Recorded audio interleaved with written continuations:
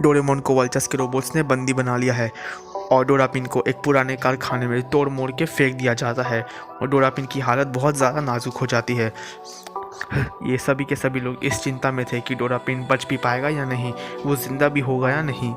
ये खबर डोरामैट 3 और डोराराइनो नोबिता और उसके दोस्तों को आके देते हैं। वो सभी लोग सीक्रेट यूनिवर्स में बंद हो जाते हैं। वो लोग कोई ऐसा तरीका सोचे थे जिससे वो वापस पृथ्वी में जा सके और सीक्रेट यूनिवर्स को ये वल्चर्स की कैद से बाहर कर सके। वल्चर्स ने पृथ्वी और सीक्रेट यूनिवर्स को और पैरेलल यूनिवर्स तीनों में अपना राज जमाया हुआ है।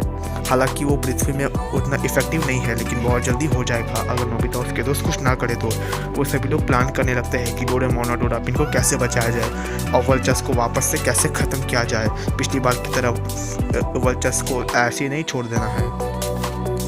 जब नोबिता डोरामी से पूछता है कि डोरेमोन कहाँ है, हम उसे कैसे ढूंढेंगे, तो डोरामी नोबिता को बताते हैं कि हमें सबसे पहले पैरेलल यूनिवर्स जाना है। वल्चर्स का मेन हेडक्वार्टर्स वहीं पे है, हमें वहाँ जाके सबसे पहले वल्चर्स की कमजोरी पता करनी है, फिर डोरेमोन और डोरापिन को खोजना है, फिर उसके बाद ही हम सब कुछ ठीक कर सकते हैं। और तो और हमारे जो पुराने वेपन्स थे उनसे कुछ नहीं होगा। वल्चर्स और उसके रोबोट्स अभी बहुत ज़्यादा खतरनाक होते जा रहे हैं, हमें उनसे लड़ने के लिए नए वेपन्स भी ढूंढने पड़ेंगे। ये बहुत ही मुश्किल होने वाला है और हमें एक दूसरे को सपोर्ट करना चाहिए। वहीं दूसरी तरफ अर्थ में टाइम पेट्रोल को ये पता चलता है कि वल्चर्स के सभी रोबोट्स अंटार्कटिका से बहुत सारी बर्फ़ चुरा रहे हैं। ये जो बर्फ़ है वो पैरेलल यूनिवर्स के लिए बहुत ज़्यादा कीमती है। सिर्फ पैरेलल यूनिवर्स के लिए नहीं, बल्कि वल्चर्स और उनके सभी रोबोट्स की शक्ति बढ़ाने के लिए अंटार्कटिका में जो सारे बर्फ़ है ये बहुत काम किया गया है। टाइम पेट्रोल को जैसे ये पता चलता है वो तुरंत 22वीं सेंचुरी में ही अंटार्कटिका में जाके वल्चर्स के रोबोट्स को रोकने लगती है, लेकिन वहाँ पे बहुत बड़ी फाइट हो जाती है। वल्चर्स के सभी रोबोट्स और टाइम पेट्रोल में बहुत बड़ी फाइट होती है। ये वल्चर्स के सभी रोबोट्स टाइम पेट्रोल पे भारी पड़ने लगते हैं, लेकिन जब टाइम पेट्रोल अपनी अपनी गन्स निकालते हैं तो वल्चर्स के रोबोट्स कुछ नहीं कर पाते। तभी वल्चर्स का एक रोबोट इतना ज़्यादा चालाक था कि वो वहाँ पे बहुत सारे पोलार बियर को देखता है। उसे ये लगता है कि पोलार बियर बहुत ज़्यादा खतरनाक होते हैं, अगर हम उन सबको अपने वश में कर ले तो हम और भी ज़्यादा स्ट्रॉन्ग बन सकते हैं। तभी एक रोबोट अपने जेब से एक मशीन निकालता है और उस मशीन से वहाँ पे जितने भी सारे पोलार बियर थे उन सबको हिप्नोटाइज कर लेता है और उन सभी पोलार बियर वल्चर्स के रोबोट्स की साइड में आ जाते हैं और उनसे फाइट करने लग जाते हैं। इतनी बड़ी सेना और इतने सारे पोलार बियर को देखकर टाइम पेट्रोल कुछ नहीं कर पाती और मजबूरन टाइम पेट्रोल को वहाँ से जाना होता है। टाइम पेट्रोल सोच में आ जाते हैं कि अब क्या करे, वल्चर्स के उन रोबोट्स को कैसे रोके। अगर वो लोग जितना ज़्यादा बर्फ़ लेते जाएंगे उतना ही अर्थ में ग्लोबल वार्मिंग का इफेक्ट बहुत ज़्यादा हो जाएगा, क्योंकि ये अर्थ के लिए भी डेंजरस है और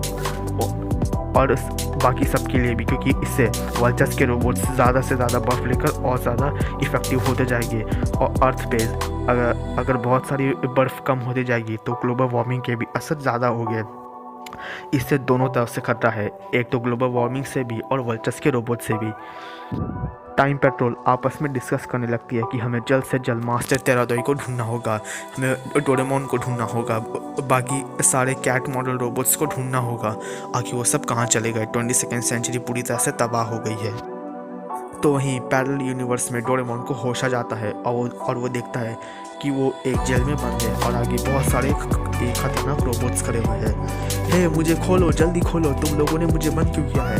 तभी बाहर का एक रोबोट कहता है कि तुम्हें यहाँ बंद रहना चाहिए, तुमने वल्चर्स को पहले बहुत परेशान कर दिया, अब वल्चर्स किसी को नहीं छोड़ेगा, वल्चर्स पूरी दुनिया को तबाह कर देगा और तुम सब कैट मॉडल रोबोट्स को भी भगा देगा और वल्चर्स अपने कई सारे नए रोबोट्स बनाएगा और सब जगह राज करेगा।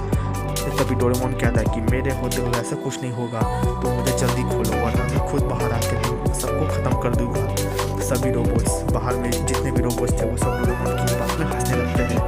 ओह तो तुम यहाँ से बाहर निकलोगे कैसे, ज़रा निकल के तो बताओ। डोरेमोन को बहुत गुस्सा आता है और वो अपनी पॉकेट से कुछ निकालने लगता है, लेकिन वो देखता है कि उसकी 4th डायमेंशन पॉकेट तो उसके साथ है ही नहीं। मेरी 4th पॉकेट कहाँ चली गई है, मेरी 4th पॉकेट तुम्हारे पास है ना। तो वो रोबोट कहता हाँ 4th पॉकेट हम रोबोट्स के पास है, अब उस 4th पॉकेट से हम दुनिया को बहुत जल्दी तबाह कर देंगे, क्योंकि तुम्हारी वो बहुत सारी कमाल के गैजेट्स अब हमारे पास है। जैसे डोरेमोन को ऐसा मालूम हो तो बहुत ज़्यादा शौक हो जाता है, आखिर ये सब हुआ कैसे, मैं गायब कैसे हुआ। आखिरी बार ये जहाँ तक मुझे याद है, मैं तो नोबिता के साथ 22nd सेंचुरी में था, तो वहाँ पे बहुत सारी चोरियाँ हो रही थी, तो मैं उन चोरियों को रोक रहा था। मैं यहाँ कैसे आ गया शायद तुम नहीं जानते, लेकिन तुम्हें बताने का भी कोई फ़ायदा नहीं। डोरेमोन सबसे 4D पॉकेट मारने लगता है, लेकिन कोई उसे नहीं देता। फिर डोरेमोन अपनी ताकत का यूज़ करता है और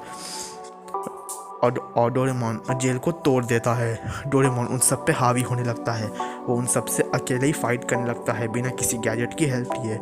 डोरेमोन किसी भी तरह से उन सभी रोबोट को मार देता है और बाहर एग्जिट खोजने लगता है कि तभी एक खतरनाक मॉन्स्टर उसको दिखाई देता है। वो मॉन्स्टर दिखने में काफ़ी डरावना लग रहा था। ये क्या, ये मॉन्स्टर तो बहुत खतरनाक है, मुझे इससे छिप के जाना होगा।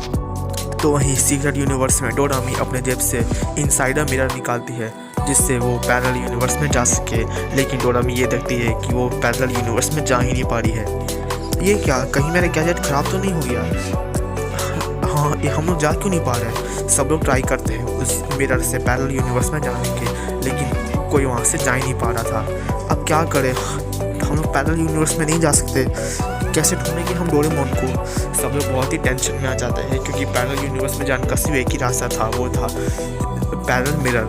लेकिन पैरेलल मिरर में तो कोई जा ही नहीं पा रहा था, और सबको ये समझ ही नहीं आ रहा था कि आखिर वो गैजेट ख़राब कैसे हो गया। कहीं ऐसा तो नहीं कि ये वर्चस के किसी रोबोट ने उस गैजेट को ख़राब किया हो। सब लोग इसी बारे में डिस्कस कर ही रहे थे कि तभी वहाँ पे बहुत बड़ा अटैक हो जाता है। वहाँ पे बहुत सारे हेलीकॉप्टर्स दिखने लगते हैं।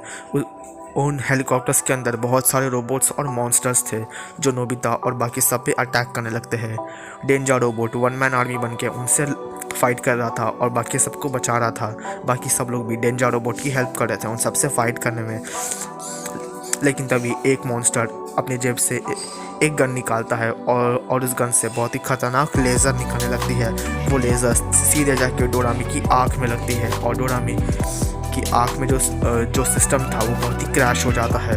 ये देख के नोबिता बहुत गुस्से में आ जाता है और नोबिता एक पत्थर उठा के उस मॉन्स्टर के ऊपर मार देता है। लेकिन तभी बहुत सारे मॉन्स्टर्स आ जाते हैं और अपनी लेज़र गन से सब पे हमला करने लगते हैं। डेंजर रोबोट सबको लेज़र गन से बचा रहा था, सबसे फाइट कर रहा था, लेकिन एक लेज़र डेंजर रोबोट के पैर में लग जाती है और उसके पैर में एक होल आ जाता है। नोबिता बहुत टेंशन में आ जाता है कि अब क्या करे, इनसे कैसे फाइट करे। तभी जियान नोबिता की हेल्प करता है उनसे फाइट करने में। जियान की तलवार और नोबिता की गन उतनी स्ट्रॉन्ग नहीं थी, लेकिन वो लोग किसी तरह से मैनेज कर रहे थे उनसे फाइट करने में। डोरामी का सिस्टम क्रैश हो जाता है। डेंजर रोबोट भी धीरे धीरे कमज़ोर पड़ने लगता है और नोबिता और जियान भी कुछ कर नहीं पा रहे थे। वो कैसे सबकी हेल्प करे उस फाइट को रोकने में। तभी वहाँ पे ईवल नन आ जाती है। उस ईवल नन नोबिता और उसके सभी दोस्तों पे बहुत भारी पड़ने लगती है। ईवल नन मॉन्स्टर्स और रोबोट्स उन सभी लोग पे अटैक करने लग जाते हैं। सभी लोग बहुत बुरी तरह से घायल हो जाते हैं। लेकिन फिर वहाँ पे डोरेमोन 2.0 आता है उन सब की हेल्प करने। ये क्या, ये तो डोरेमोन 2.0 है। हाँ, मैं ही हूँ डोरेमोन 2.0। ये देख के ईवल नन शॉक हो जाती है कि ये क्या, यहाँ डोरेमोन कैसे आ गया? डोरेमोन तो वर्चस में की कैद में है। ईवल नन को डोरेमोन 2.0 के बारे में कुछ पता नहीं था, लेकिन डोरेमोन 2.0 सबसे कहता है, मैं डोरेमोन 2.0 हूँ, मैं दूसरा डोरेमोन हूँ और मैं इन सब की रक्षा करूँगा, तुम चाहे कुछ भी कर लो। डोरेमोन 2.0 अपने पाउच में से बहुत सारे गैजेट्स निकालता है और उन गैजेट्स से नोबिता उसके सभी फ्रेंड्स फाइट करने लगते हैं।